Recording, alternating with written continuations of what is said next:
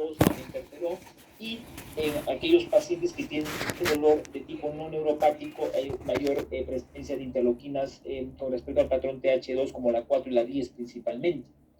Entender lo que les he tratado de pasar es un repaso fisiológico al inicial, pero es mucho más complejo el dolor neuropático con respecto a los neurotransmisores y la función de esto.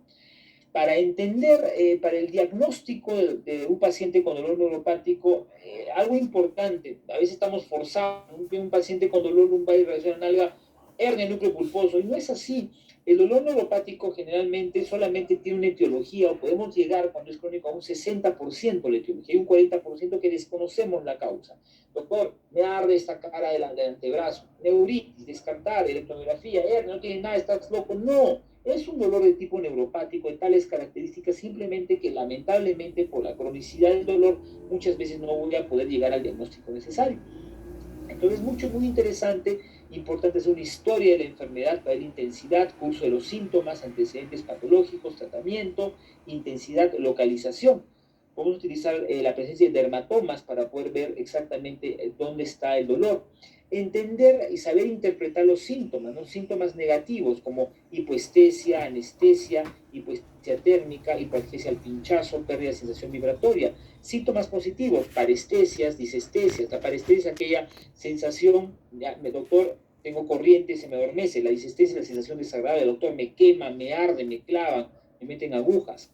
El paroxístico, doctor, estoy tranquilo, en mi computador estoy siento una punzada acá y me dura, me tengo que retorcer y desaparece el dolor y no vuelve más, duró 10 segundos.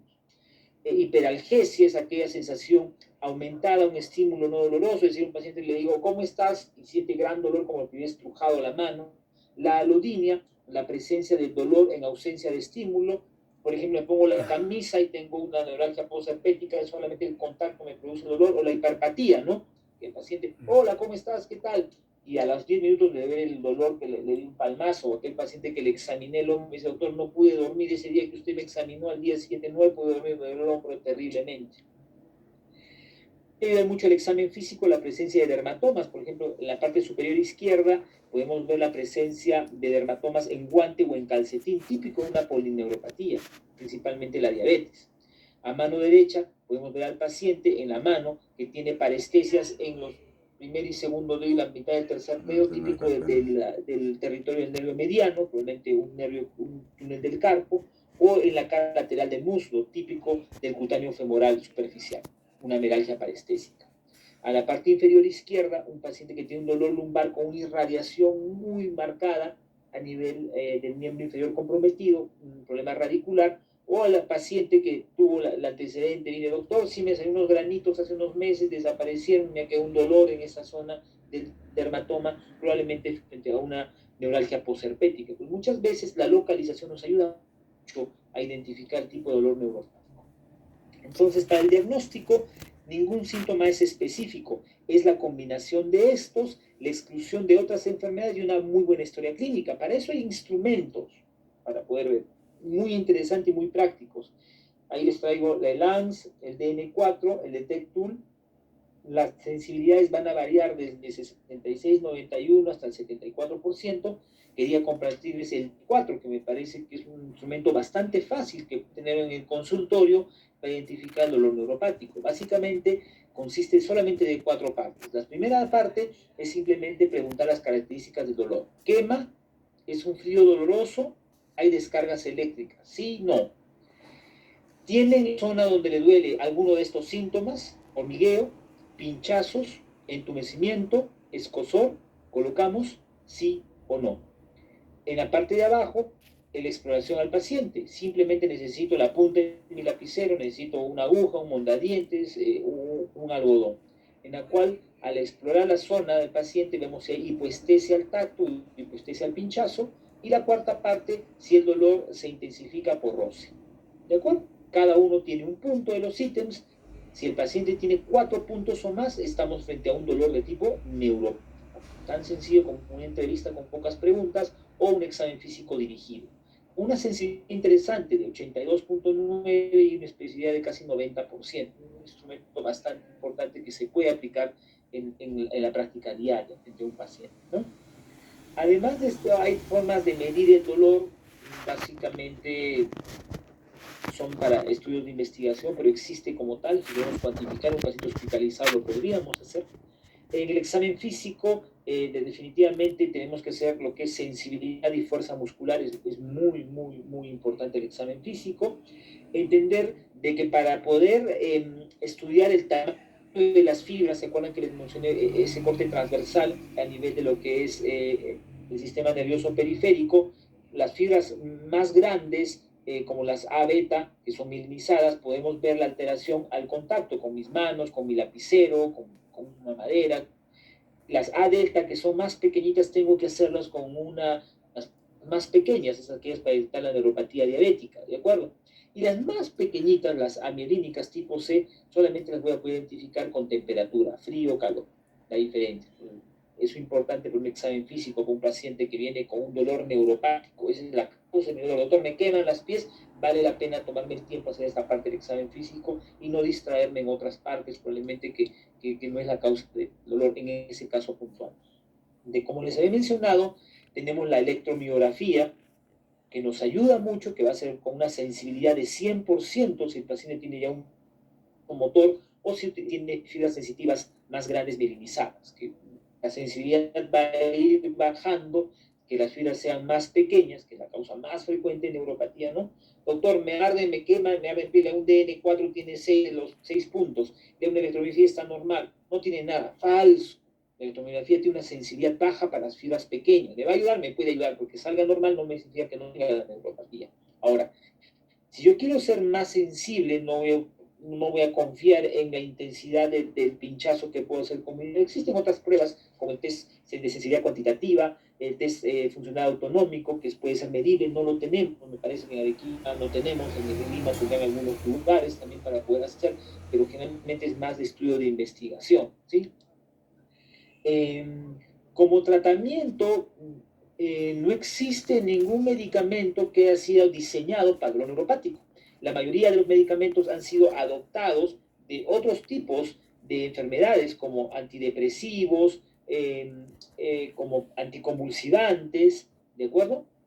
Como analgésicos opioides leves que fueron inventados con otra intención, pero por su mecanismo de acción han sido adoptados como parte del tratamiento del dolor neuropático. Entonces podemos ver que cada uno de los mecanismos que podamos utilizar tiene un lugar de acción, en la cual va a darnos la eficacia y con eventos adversos, ¿no? Que son bastante frecuentes en este tipo de medicamentos. Hay diferentes revisiones, esta me encanta cuando tocamos este tema, ya tiene 5 años, pero para entender la idea nos va a ayudar bastante bien. Básicamente, cuando revisamos una guía de práctica clínica, actualmente se utiliza el método AGRI, ¿de acuerdo? El AGRI 2, en las cuales se revisan en la base de datos diferentes tipos de guías, recomendaciones. Aquí se hizo lo mismo, se trataron de colocar como criterios de inclusión guías de práctica clínica que tengan recomendaciones, evaluación, diagnóstico, manejo, que tengan revisión sistemática, que sean producidas por sociedades científicas, sean publicadas en inglés, tratando de no utilizar artículos, revisiones, comentarios que no nos iban a ayudar. Usando el método AGRI, como análisis estadístico, básicamente rápidamente tiene 6 dominios, pero el objetivo, el propósito de la guía, compromiso del interés de los autores, rigor del desarrollo de esta guía, claridad de presentación, aplicabilidad, de nada me sirve un medicamento que no esté al alcance solamente en un país o que sea de alto costo, e independencia de la editorial. ¿De acuerdo? Hay un puntaje y de esa manera yo puedo medir las guías. Según el método AGRI, como pueden ver acá, estas son las guías clínicas que pasaron los criterios de inclusión y medían esa metodología en los diferentes dominios, diferentes porcentajes, y de esta manera se sacaron la revisión de recomendaciones para esto. De primera línea, segunda línea, tercera línea y cuarta línea. Y como podemos ver aquí, como resultado, de primera línea, en todas las recomendaciones aparece la pregabalina, siendo la pregabalina probablemente el medicamento que tiene mayor evidencia en tratamiento de dolor neuropático. ¿De acuerdo? Como podemos ver, dependiendo qué guía voy a ver, aparece otro gabapentinoide, como la gabapentina, por ahí aparece algunos antidepresivos tricíclicos, ¿de acuerdo? aparecen otro tipo de medicamentos como la duloxetina, la venlafaxina, mecanismos bastante interesantes para esto. Entonces, dentro de esto, básicamente, brevemente para repasar lo que es la pregabalina fue inventado como un anticonvulsivante, es un depresor del sistema nervioso central no opioide, está dentro del grupo de gabapentinoides, anticonvulsivantes, estructuralmente es un análogo de la GABA, como pueden ver ahí en la imagen. En el 2004 fue aprobado por la FDA, ¿de acuerdo? Como primer medicamento intencionado para el dolor neuropático, aprobado inicialmente para neuropatía diabética o neuralgia postherpética, luego tuvo otras aprobaciones como epilepsia en el 2005 o desorden de ansiedad generalizado. Dentro de esto, diferentes sociedades lo han utilizado como primera línea en tratamiento en diferentes etiologías de dolor neuropático. La aprobación actual está para fibromialgia, neuropatía diabética, neuralgia postherpética y dolor neuropático por daño de cordón espinal. ¿De acuerdo? Básicamente, ¿dónde actúan? ¿No? Tenemos diferentes receptores, en este caso canales de calcio, como pueden ver ahí. La estructura de básicamente que los que son encargados del transporte de los iones de calcio a nivel de la membrana son principalmente la subunidad alfa 1, como bien pueden ver ahí, que tiene 4 tipos, existen diferentes tipos de subtipos. Básicamente, ¿cómo actuaría la pregabalina? Se va a unir a la proteína auxiliar alfa 2 delta tipo 1 del canal de calcio PQ, como pueden ver en la imagen, la posición que está a nivel naranja. Este es a nivel de lo que es dependiente de voltaje. Entonces, ¿cómo funcionaría básicamente? Normalmente, para el continuismo de la interpretación del dolor a nivel de la membrana presináptica, va a haber una despolarización. Esta despolarización se va a llevar básicamente por la internalización de iones de calcio dentro de la célula y lo va a hacer a través de la subunidad alfa-delta, ¿de acuerdo? De esta manera una despolarización y se va a liberar el neurotransmisor excitatorio, probablemente glutamato, ¿de acuerdo? ¿Cómo actúa la pregabalina? Va a bloquear esta subunidad alfa-2 delta. Entonces, de esta manera va a evitar el ingreso de iones de calcio dentro de la célula y por ende no va a liberar o va a liberar en menor cantidad este neurotransmisor excitatorio, probablemente glutamato como ejemplo. ¿De acuerdo? Vamos a ver que el glutamato está en relación a muchas funciones, a muchas partes del sistema nervioso, ¿de acuerdo? No solamente periférico central, y vamos a ver que estos receptores esta parte de alfa 2 delta se encuentra a diferentes niveles, se ha encontrado tanto a nivel del sistema muy en la parte alta del sistema nervioso central como a nivel periférico. Esto explicaría muchas de sus características, tanto de eficacia clínica como también con algunos efectos adversos. ¿De acuerdo? Lugar de acción, en todo lugar: corteza, bulbo olfatorio, hipotálamo, amígdala, hipocampo, cerebelo, cuerpo dorsal, espinal, a muchos niveles, ¿no? Básicamente, la dosis aprobada es de 75 a 600 miligramos FDA.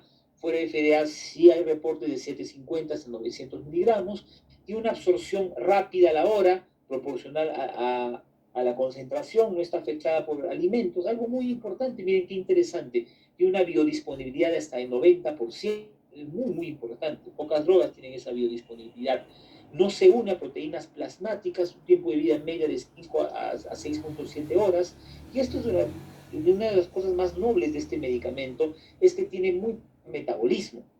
Menos del 2% del medicamento se metaboliza a una forma por N-metilación, ¿de acuerdo? Por lo cual es importante, por lo cual tengo menor cantidad de interacción con otros medicamentos, ¿de acuerdo?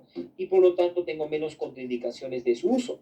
Entonces, básicamente, yo tomo pregabalina y micciono pregabalina. El metabolismo es muy bajo, ¿verdad? Bien es cierto, la excreción renal es baja, pero sí necesita corrección renal. Pero normalmente, miren, si tengo un paciente que tiene una enfermedad renal crónica menor a 15 de depuración, puedo comenzar con dosis bajas de 25 a 75, ya tenemos esas presentaciones, y según la depuración podemos utilizar yendo viendo las dosis, ¿no? En este cuadro comparativo interesante con un medicamento histórico, la gabapentina, que se ha usado por muchos años como medicamento de elección para el dolor neuropático, podemos ver de que su biodisponibilidad es mayor de la pregabalina con respecto a la gabapentina, no tiene unión a proteína diferente a la gabapentina. Vamos a ver que su tiempo de vida media es casi igual, ambos tienen un metabolismo muy bajo, y podemos ver interesantemente de que la dosis utilizada de pregabalina es equivalente a dosis altas de lo que es la gabapentina, ¿no? La gabapentina, las dosis terapéuticas aparecen a partir de 900 miligramos, ¿sí? Y generalmente la dosis recomendada es de 1.8 gramos a 3.6 gramos, dosis que probablemente no estén utilizando, pero son las dosis recomendadas. Que corresponden más o menos a dosis máxima de pregabalina de 600 miligramos. Y algo muy importante también de la pregabalina, que ya a partir del quinto día podemos encontrar algún efecto, a diferencia de la pregabalina que podemos encontrar a partir de la segunda semana recién, ¿no? Dándoles una ventana más corta probablemente. Las recomendaciones que se pueden usar con o sin comida, evaluar individualmente el caso. Los americanos recomiendan utilizar de 75 una vez al día o cada 12 horas e ir trepando rápidamente hasta llegar a 600 miligramos. Si vemos que no hay una buena respuesta luego de 2 a 4 semanas, medicamento no nos va a ayudar mucho. Igual la suspensión no debe ser brusca, como cualquier paciente que utiliza medicamentos del sistema nervioso central, como antipsicóticos, antidepresivos, medicamentos para insomnio, para convulsión, nunca deben ser retirados rápidamente porque sí puede dar algunos síntomas, ¿no? de retiro rápido. En este cuadro, efectivamente, la pregabalina tiene varios efectos adversos, ¿sí? Pero felizmente vamos a ver de que la mayoría de efectos adversos están relacionados mucho con la edad, ¿de acuerdo? El porcentaje, como pueden ver ahí, que somnolencia, mareos, edema periférico, boca seca, ganancia de peso, están muy relacionados con la edad del paciente. Son mucho más frecuentes cuando son mayores de 75 años, con alguna frecuencia entre 65 y 74. Felizmente en el adulto y en el adulto joven son menos frecuentes. Y eso está muy relacionado también a la dosis del medicamento. Es una recomendación que comenzar con títulos bajos y según la mejoría del paciente, ¿sí? Trepando la dosis. Como pueden ver acá, los síntomas no es exento de síntomas, eventos adversos, perdón, son con relativa frecuencia, los cuales son manejables según la dosis que utilicemos y según son manejables con intensidad del dolor. Mientras el paciente tiene un dolor neuropático de mayor intensidad, los eventos adversos son menores. Eso sí está demostrado en varios estudios. Rápidamente, algunas guías clínicas de diabetes en neuropatía diabética. Vamos a ver con mayor nivel de evidencia la pregabalina. ¿Qué dosis? 300 a 600 miligramos. La gabapentina está más abajo. Tratamiento de daño de cordón espinal. Primera línea, pregabalina con gabapentina. Manejo de dolor neuropático asociado a daño espinal. Nuevamente, en este está la pregabalina, gabapentina y la amitriptilina como recomendación. Tratamiento de neuralgia posherpética. Primera línea, pregabalina. Como pueden ver acá, todos los estudios de pregabalina con recomendación fuerte. En gabapentina hubo en algunos, como pueden ver en el penúltimo, de que no hubo una respuesta importante a gabapentina. Y miren las dosis que estamos utilizando en neuralgia posherpética. 1800, 2400 de gabapentina. Y de pregabalina igual, de 150 a 600. Esas dosis son dosis importantes. ¿De acuerdo? Entonces, hasta ahí quería llegar a la parte digamos, de este resumen de dolor neuropático. La primera parte, la fisiología; la segunda parte, los conceptos. Y no sé si tendrán alguna pregunta con respecto a los temas que hemos tocado. ¿Sí? Voy a dejar de compartir. Listo.